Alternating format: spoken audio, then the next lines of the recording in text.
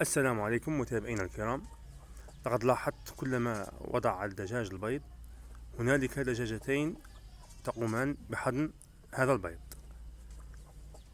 ولهذا قمت بجمع البيض ووضعه في العش وتجهيز المكان للحضن، وتركت فأي الدجاجتين سبقت فهي التي تحضن، هذه الدجاجة أو الذهبية، وأنا أظن الدجاجة البيضاء لأنها كانت تجلس على البيض كثيرا. وضعت الدجاجة البيضاء في المكان وقمت بإغلاقه، ولكنها كثيرة الحركة ولهذا لا أظن أنها ستحضن، فقمت بإخراجها وتركت المكان مكشوف للمساء لنرى من ستحضن على البيض. نلاحظ عكس التوقع، الدجاجة الذهبية هي التي ستقوم بحضن البيض.